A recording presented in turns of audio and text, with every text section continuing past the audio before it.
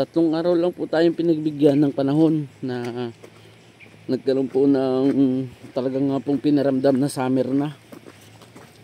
Pero after po ng 3 araw na yan, muli pong ibinagsak ang ulan.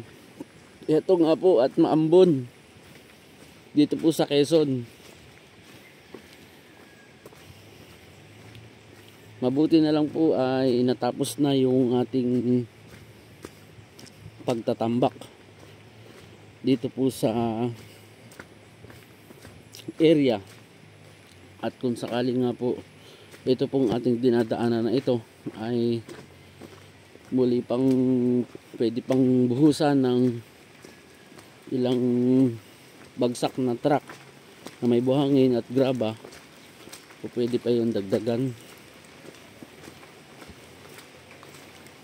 Dito po ay tiyak na makakapasok na ho ang sasakyan. Kung tutuusin po sa ilang araw, so almost 3 or 4 days to na ginawa. Pero kung tuloy-tuloy po yung pagtambak, yung paghakot ng graba, buhangin, kaya po siya ng 2 days. Kaya lang ay paputol-putol po. Ito na po sir yung ating daanan. Banayad na. Ito pong mga ibilang grabang nasa gilid na to ay pwede na lang pong pantapal yan dito. Kahit manumanuhin na lang. Kasi dito naman po ay okay na siya. Makakapasok na po talaga at nadigtik na rin po ito ng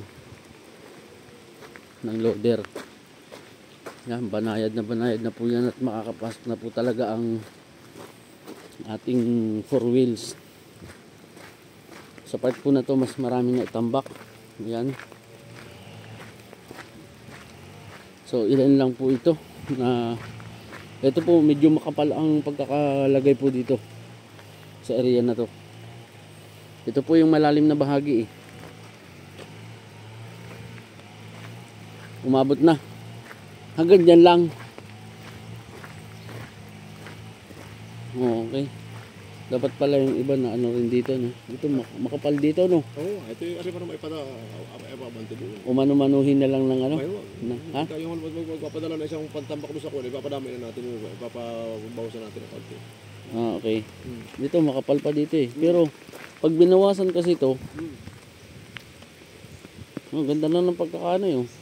Hindi, yung kuwan nga sabi nga, itanong muna doon sa may-ari kung hindi naman ari, pang i-abant itong Bali, ilang ano lahat to? Ilang truck? 11. 11. Una 6. Yung unang pagdadala nila. Yung 5. Magkakaano. Ito na po yun, sir.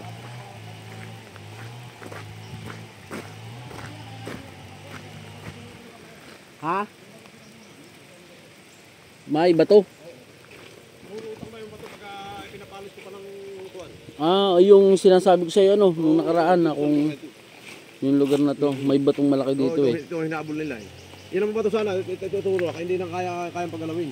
Pero okay na to. Abay. Pasok ng ano dyan. Kahit lumubog yung gulong, puro... Abay, hindi naman sa lulubog ang gulong. Hindi na. Hindi, dasik yan. Dasik na yan. Naka-atras nga yung kuwan dito, naka-atras dito yung malaking truck niya eh. Hindi ba sa lulubog ito? Dito naman sa unahan ito, yung kuwan ito, hindi rin ito basta lulubog. Ay, kung parang ulan, medyo may kuwan na. Yan po.